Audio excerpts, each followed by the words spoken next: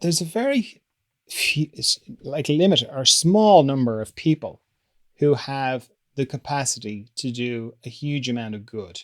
Okay. So as I say, I focused on Jeff Bezos because just billionaires, it's just, they're all bastards, or, it's too broad. It's too dehumanizing. So I watched a couple of interviews with Jeff Bezos. And I mean, in that series of memes, of course, they were saying they're all disingenuous. They don't really care. And it's all just PR. Um, Now, that may be true, but I just did not get that feeling from Jeff Bezos. I got a much stronger feeling that Jeff Bezos, like the rest of us, think thinks he's great. I mean, like I would consider myself reasonably humble. And yet I know myself well enough to know that if I'm telling you a story about me or something I did in my life, I'm going to look good in that story. I am going to come across well, okay, with the best of intentions. Even if I tell you all the gory details, even if I tell you all the terrible, things I might have done in an incident, and I'm trying to be really honest with you, I still will slip in those, little justifications. Here's why I behaved badly, and because to myself, I, want to look good. I think we all do. Okay. So I don't think it's any different with Jeff Bezos. I don't, even though, funnily enough, Jeff Bezos does look a little bit like Austin Powers, the Doctor Evil character. But that's, he doesn't, I am almost sure he does not think he's an evil man, all right, or he's doing anything wrong. Okay. And yet, like, he could end, homelessness in America and still have a lot of billions left, right? He could go a long way towards halting climate change, um, and still keep a bit like on one of the documentaries I saw. He owns all these different homes all over the place, And whenever I see somebody owning more than one home, immediately I come to that thing of, a rich man can own many palaces, but he can only be in one room at a time. I've always remembered that. It's something very true about that. So, so there's Jeff thinking he's doing a great job, and it's like most things that um, damage a lot of people is that nobody thinks that it's that they're doing a bad thing. Again, just focusing on Jeff Bezos because I can't focus on them all because each of them they're different. They're different kind of people. But just and probably because Jeff is the biggest, right? Um, and this idea that um, in when Jeff looks in the mirror, he thinks he's doing a great job. Okay, so somewhere in Jeff, there's got to be a huge amount of um, I was going to say cognitive dissonance. I'm not sure if that's the right expression, but there's a big gap between what is actually happening and what he thinks is happening. So I think the what is a terrible thing in one way, the fact that so few people have hoarded so much money because they have hoarded it. Like they've got so much money that they couldn't spend it in their lifetime. Okay, so if you can't spend it, if you can't, you got more money than you can spend in your lifetime, then you're hoarding it. Okay, so they've hoarded huge amounts of money. So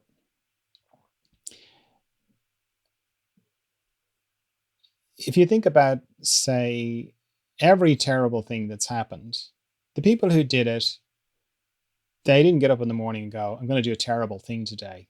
Okay. Not unless they've got mental problems or a psychopath or something like that. Most people who did terrible things said, yes, it's a hard thing, but it's for a greater good. So they sort of felt like they were doing good. Okay. And it seems like one of the things that I've seen this myself with people. It's one of the downsides of success is that when you become successful by whatever standards, it's very easy to feel like you were the cause of it. You made yourself successful. Okay. Um, so it doesn't matter whether that's through real estate, writing, art, filmmaking, online entrepreneurship, doesn't matter. If you start to become successful, meaning, the world kind of agrees with you, then you start to feel like that you made it happen. I saw it particularly in the 2008 crash here. There were a lot of property developers here who were very wealthy on paper and who were very confident, very cocky. I'm self made man or woman, mostly men.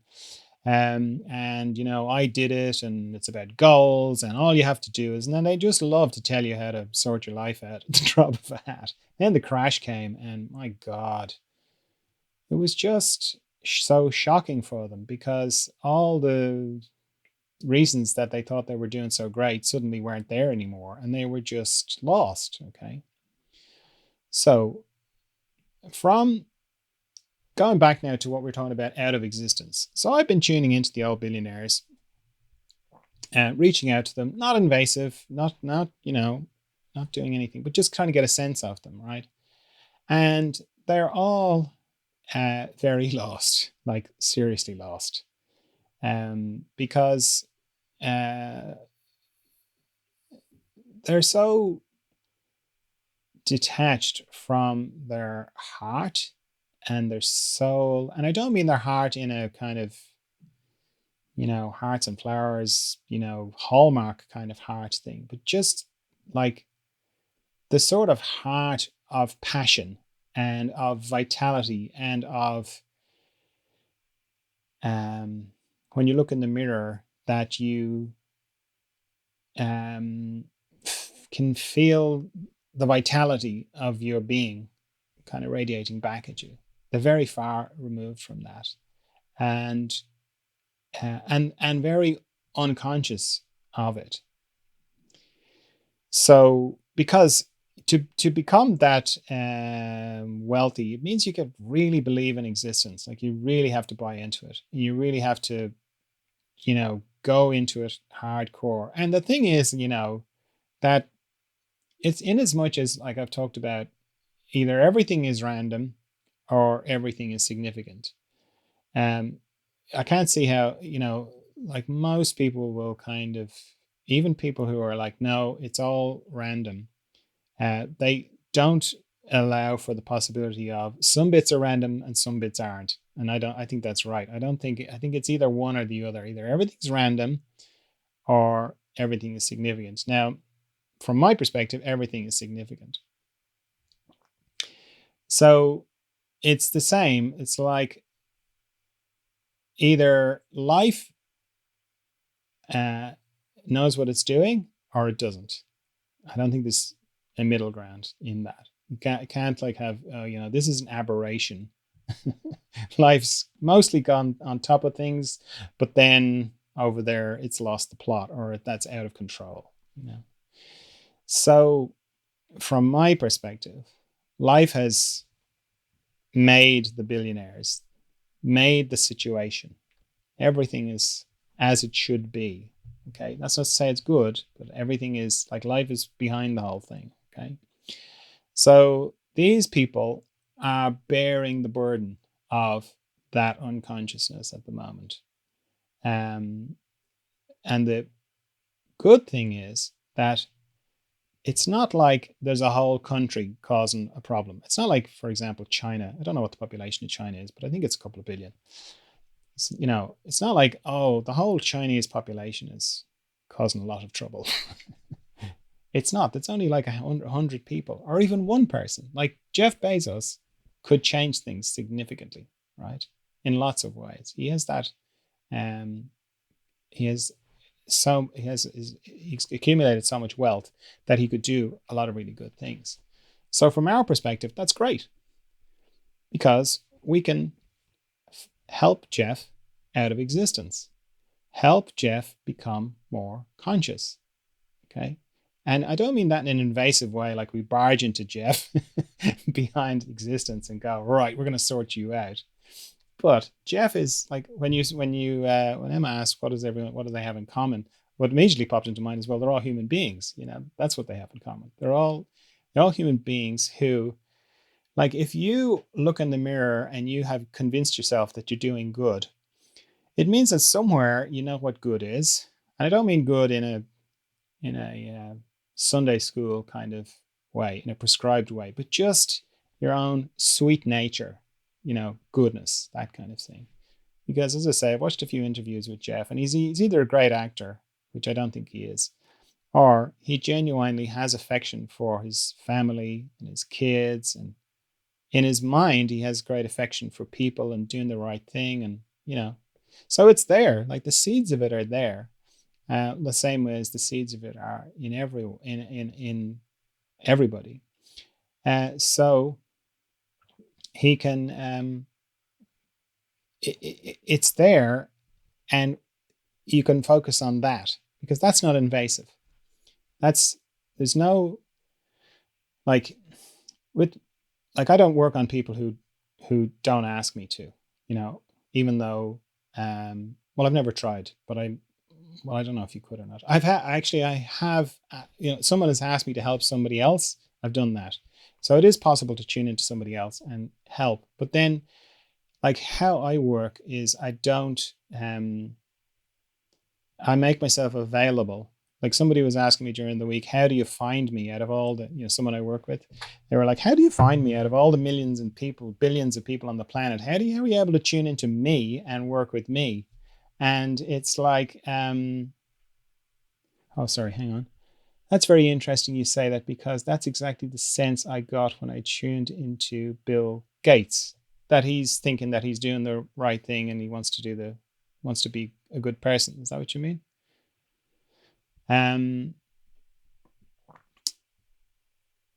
So yeah, what was I saying? I was saying about working with people. It's never a case of, I'm going to barge in there and fix you.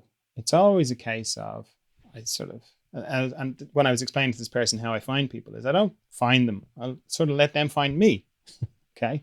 Because I've talked to them. We've been talking on the video, and then I sort of, we turn off the cameras, and then I close my eyes and I start to work, and they come to me. I don't go towards them. They just come to me. So it's they find me, right? And in the same way, I can hold the intention, and you can hold the intention, and we're going to in a minute, hold the intention for Jeff Bezos, and he will find us, because it sounds ridiculous to say it for someone who's like got $200 billion, but that is like, he's very lost. He's a very lost person. And like the rest of us, is trying to become more conscious.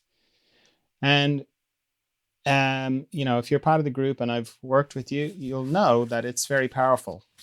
Like, it is very possible to help from distance. And yeah, you might have a different level of experience to me, or you might have a different level of familiarity with working in this way, but that's what I meant. Yeah, he felt lost. Yeah. Yeah, but you can still do it. Okay.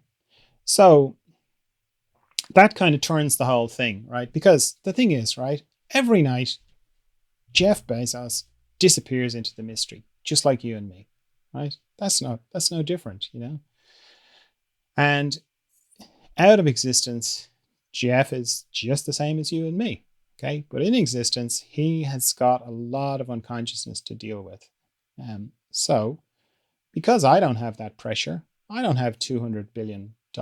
Like, if you've ever had little fantasies about winning the lottery, if you've ever actually thought it through beyond the little party, the little, oh, I'd buy that thing and fix that other thing. Like, particularly if it's a lot of money. Like, here we have the Euro Millions. I don't know, in America or other countries, but there's Euro Millions here, which is always in the hundreds of millions, And it's, there's a thing, they did a study of people, and I think it's in America, it's $70,000.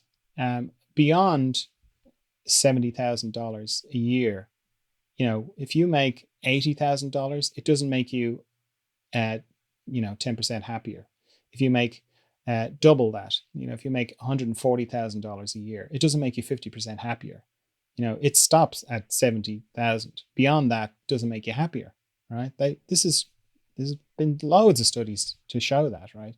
That beyond a certain amount, you just don't get happier with more money. Okay, so just imagine, imagine like what it must be like for Jeff, where it's like, I am the richest man on the planet. Like literally, I am the richest. There's nobody else who's richer at the moment. Okay, so I'm the richest man on the planet. So I should be really happy. And I'm sure he's not, and I'm super successful, and I'm sure he could distract him. He's got lots of distractions, and we're going to go into, I just got a thing from Amazon about something they're going into to do with podcasting. Amazon Music, right? We're going to go into music, and we're going to do this. That'd be very distracting. But behind all that, he'd be like, what's happened? Like, how did I end up here? I was just going along trying to be successful and trying to be successful and trying to be successful. And now I'm the wealthiest man on the planet. And, he's going to die like everyone else is going to die. He dies every night like we do. Like he goes to sleep, he gets, So with your knowledge of out of existence, we can help. Like you can actually have a tangible, we just did the tangible, right? You can feel it. You can have a tangible impact in a situation where it's very easy to feel powerless. And I'm not just saying that to just, make myself feel better or make you feel better. Like, oh yeah, we're just the slaves on a tea break, and the pharaoh is, Jeff up on the top of the pyramid, and we've got to move this big stone up there. And, I'm just sort of trying to make us all feel a bit better about that. No, I don't think so at all. Because in a weird way, out of existence and even in existence, I feel kind of sorry for him, because I can imagine what it would be like to be that not disconnected, but that out of phase with myself. That on the one hand, my little heart was wanting to be good and do good, and yet I've hoarded this huge amount of wealth, and I'm buying these, huge mansions for crazy amounts of money that I know could go, that I could help so many people with. Somewhere I know that. Okay. So, what I've been doing and what I encourage you to do is include the billionaires just generally, because there's not a lot of them. You can pick one if you like. I just happen to pick Jeff. He's actually like, there's something about Bill Gates that I just don't really resonate with. It's hard for me to have warm feelings towards him. But with Jeff, he just has a nice kind of cherubic face, and he just seems like he's, it's easier for me to connect with the compassion I would have for him. So pick a billionaire, or you can pick Jeff if you like, and let's do a little meditation, just because we're going to wrap up soon. So if you just close your eyes again, and again, just pull back from your senses a little bit, pull back out of existence. So, as we were saying, you're in existence and you're out of existence, both at the same time. You're with the group, you're with the rest of us, you're connected with us all now. Okay, even if you're watching this on video, you're still connected with us. Okay, there's a strong connection. And I can tell you, and I'm not just making this up, I can feel you all a lot stronger this second time we've connected. Okay, so that's good. Now, just for the purposes of this group, we will kind of act as one. Okay, you can have your favorite billionaire that you can work with later, but for now, let's just focus on Jeff. Okay. So as a group, because together we're actually, the sum of us all together is way more than just individually. So together as a group, we are very strong. You can reach your arms out if you want, if that helps you connect. Okay.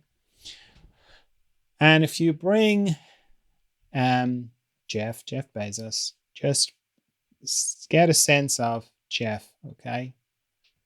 And again, don't be invasive. You're not looking for the unconscious part of him. You're looking for his sweet nature, like your sweet nature, goodness, not in a Sunday school way, but just his essence of who he is. Okay.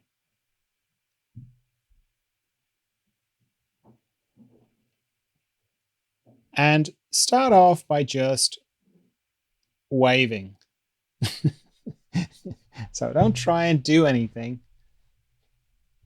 All you're doing is acknowledging his presence with your loving presence.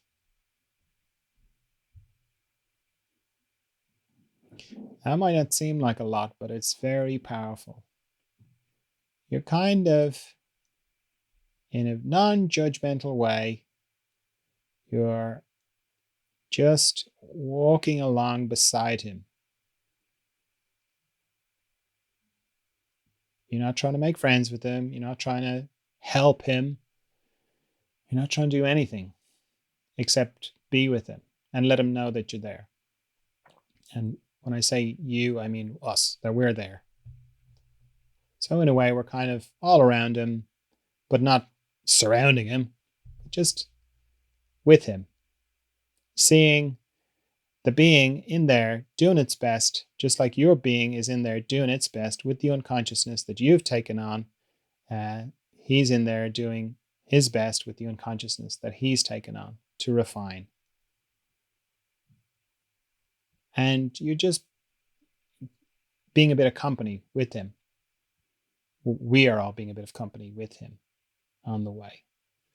And that you have a sense of availability, that you're available for him,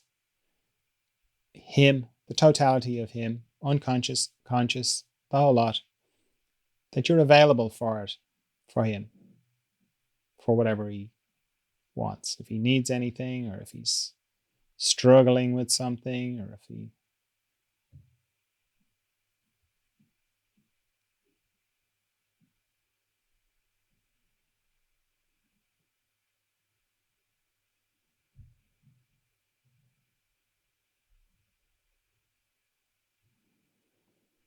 and you're just with him, just gently smiling, yeah, waving if you feel like it, not frantically, but just waving in acknowledgement that you see him, that you see that he's another being like the rest of us, and that we recognize him, the being that he is, the part of him that's right in there, same way as it's right in us.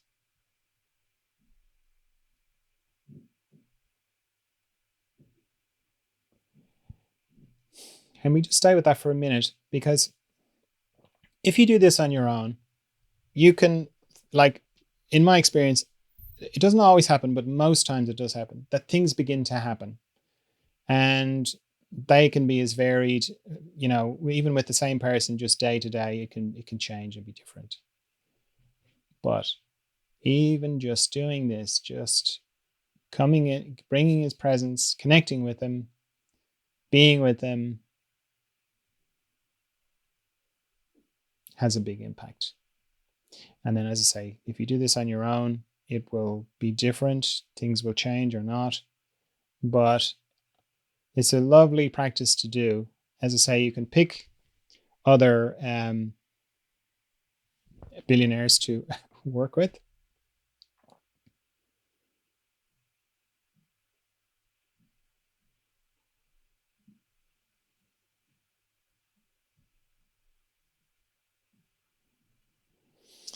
All right. So you can just leave that there. You can just stay with them and open your eyes, or you can withdraw from them and open your eyes. So that is a lovely thing to do, and I would encourage you to do it. I think it's better if you pick one person to focus on, but you can just pick the just billionaires in general. The more human you can make it, the more you connect. So that's why I say pick somebody. Someone has said, I hope he gives us an Amazon coupon for this, which is great. And somebody else says, I think I read that he thought Amazon had a 30% chance to succeed. Yeah, maybe. I don't know. I don't know the business side of it. And I know that kind of wealth goes up and down. It's very much affected by the stock market. But either way, as I say, 11 days is a million seconds. 32 years is a billion seconds. Even if things go badly for him, he can still do a lot of good. Okay, so yeah, I'd encourage you to do that. Include them in your meditations. It will make a big difference. And the good side of there being all that wealth being focused on so few people. Obviously, it's not great. It's not a good thing. But currently, just the way the situation is, it is focused on those few people. So it means that those few people can have a big impact very quickly. So doing this kind of work can help a lot.